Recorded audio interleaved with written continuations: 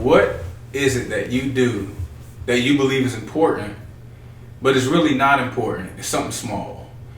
And as you're doing it, you realize that you're spending too much time managing what you thought was important. Something we should talk about. Let's talk about it.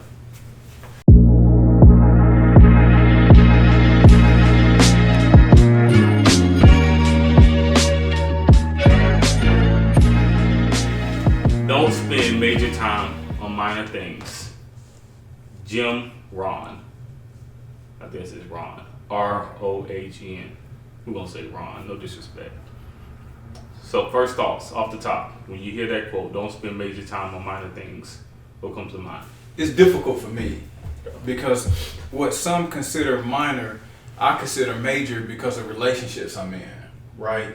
And the relationship is important to me, though the situation they're asking me or the thing that I'm spending time on may not be important or low on the priority, but because I care about the individual, I'll sometimes find myself spending major time on what others would consider a minor thing.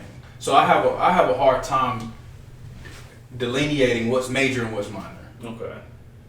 So off the top for me, I kind of go to a place of not being distracted by noise and making sure that each activity ultimately aligns with the plan that I'm approaching. I think one of the things that I've been working on is there are very few things that I do that I don't believe I add value to. But even the things that I might be doing that I add value to may not be in alignment with what's the plan or the goals that I have. So for me, the minor things for me is more like white noise. So, man, I would love to get into that, but that doesn't align with the things that I really need to be focusing on.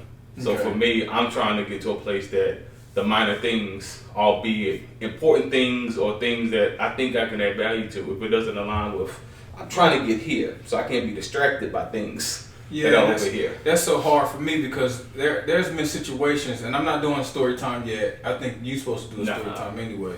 So I'm not doing story time, but what I am saying is I've been in situations, I'm going to use Breaking Bread specifically, where it was considered a minor thing, and we wasn't real tight then either. We were just kind of,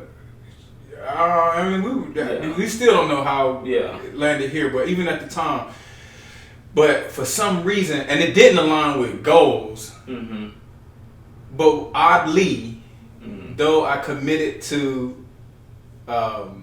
being a part of the initiative, it has evolved into, and it's actually linking me up to goals that I at one point dead. Not that I gave up on it, but that I'm like, I don't know if that'll ever be something I come into. So because of that experience, I struggle even more on disqualifying things that could be minor. But because I have value in relationships, I care about you guys, even though we the homie, if that's the terms. To me, y'all are family.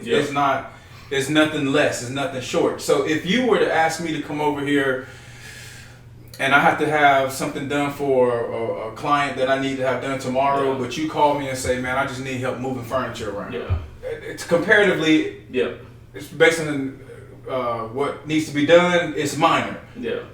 But nah, my relationship with this family is more important than that. So I'll do it. And then... So you just bursted a bubble of mine, right? So what's funny about that is I appreciate that and I understand where you're coming from. Oh, that's why I want my suit jacket. I see. I think so for me, it's recognizing, and I guess it kind of goes back to the importance of the pause. So like I'm at this place in my life, the pause. Oh, okay. Yeah. And when I say pause, I mean as a check-in. So as those that kind of know me and kind of this place that I'm in, I often kind of talk about I'm in a space of transition. In transition specifically, so I use this as story time. So story time. I'm in a place of transition where I'm trying to align all of my activities directly up with God's will for my life. as opposed to me trying to make things happen. So in order to walk in accordance to His will for my life, I've been pausing at certain milestones as a check-in, to ensure that before I commit to this activity, before I commit to this commitment, is this in alignment with what you want me to do? So I think similar, I guess, as you kind of talk about, like even kind of the breaking bread piece, trying to get to a place that, although I might identify it as a minor thing during my check-in time, like, okay, God, opportunity presents itself. I know I could add value. I think it's something, but I just want to check in to make sure it's in accordance to the plan that you have for me. So I get what you're saying, and I think that just further reinforces the importance for me of, again, not wasting time on minor things, but more so reinforcing the discipline of saying, okay, opportunity presents itself.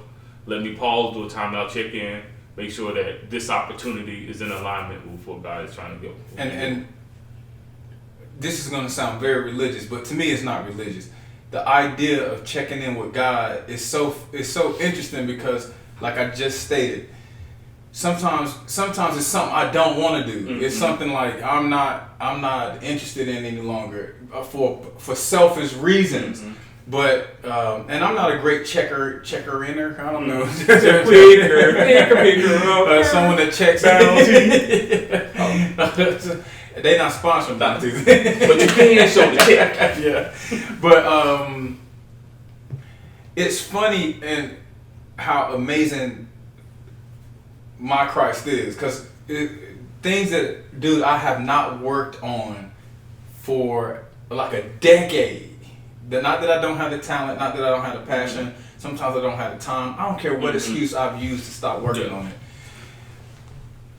Being as obedient as I could be to what I know He's guiding and telling me to do, to whatever I feel like that may be, dude, it has me in a space that I even now, and I'm not making big money. I'm not, I enjoy. I still have stressful moments, but I can sit back and be like, how in the world did I get in this position? Yeah. Right. Which I think is majorly important. Yeah. And if you don't believe in God, if you do believe in God, I don't know what that may be. It could be meditation. Yeah. I don't know what it may be, but for something me, bigger than yourself. Something bigger than yourself. Mm-hmm. That could be the major time that you need to spend in order to determine or delineate what minor is or isn't maybe. So it's funny. I went back to, as you were talking, went back to look at the quote again, and the one thing that we didn't talk about is time. And I often kind of think about time as being relative, and specifically, don't spend major time. So one of the things that I've started to learn is, as I'm walking in my purpose, the importance of time being relative is even more important, right? So I use an example. There's a project that we're working on, and I actually spoke about this in my counseling session earlier this week.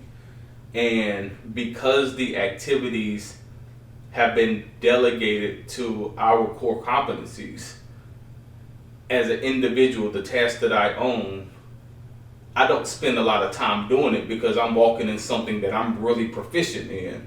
But if I was trying to do your part of the project or the other collaborators' part of the project, I might be spending major time. Yeah. But because I'm focusing on what I do well, I'm able to hop on, send an email, have a text conversation, and spend maybe all of 10 minutes because I know the right questions to ask to get to the point. So I'm not investing major time, and the time is relative because my feelings are because I'm in alignment with my purpose and role within that collaborative project. You know what I mean? Yeah, and it's not. I'm not saying stressful in a negative way. Yeah. It still has pressure. Yes, but it's not high pressure. Stakes. Right. It's not pressure in the sense of not capable. Yeah. Inadequate. Absolutely. There's still a level of like you feel that a little bit, but only because it's new territory. But anyway. And I think a lot of that has to do because there's deliverables, right?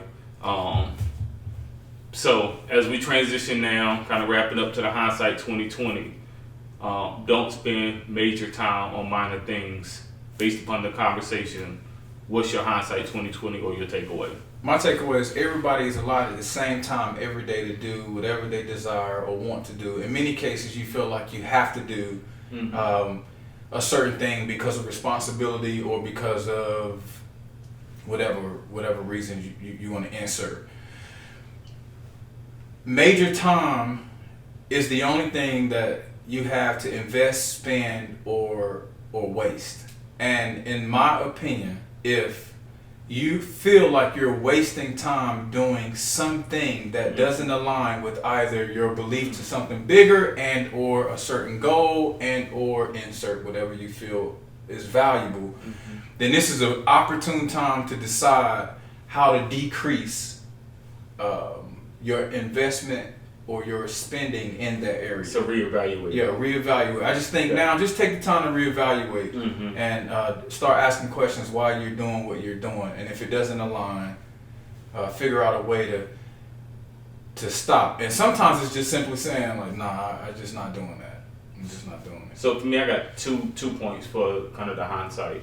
I think first point is the importance of checking in to make sure that the activity is in alignment with the work that I believe I've been purposed to do.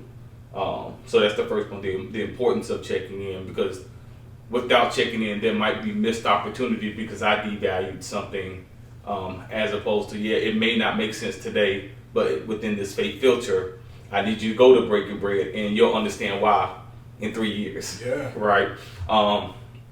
The second point is the fact that time is relative. So when it says major time, when you're operating in your purpose, your impact to time ratio isn't a 1-to-1. So you're able to be highly effective, highly efficient with little investment of time. So for me, that might be the final kind of calibration and confirmation that I'm doing things that are in accordance to kind of my purpose, because the time that I'm invested, and again, I'm saying time as relative like time, 60 minutes, not necessarily level of commitment or impact, right? So I separate commitment out of not in separate time, but I'm able to be highly effective in the time that I am committing to said activity because I'm doing my purpose or my part of it. And just to be a little vulnerable, and I know we cutting time, just to be a little vulnerable, I feel like this Breaking Bread thing is a prime example of you and I committing to something that I personally believe we both, if God says today this is the last one, we would be like, alright, let's go spend this time doing something else, a little bit more fun, whatever the case may be. But this is a living example of two people really believing like, hey, we don't know who is touching, who it isn't touching. It doesn't have the numbers that many podcasts or video casts have. But for some reason, we both feel like it's not like it's something we got to do. It to me is more like, all right, pops. It still seems like it's on the table. Let's go execute as best as we know how. And there's been an evolution to it that has reaped or yielded results I cannot say that I prepped and or planned for. But so hopefully the takeaway for you is you're walking away reevaluating where you're spending your time.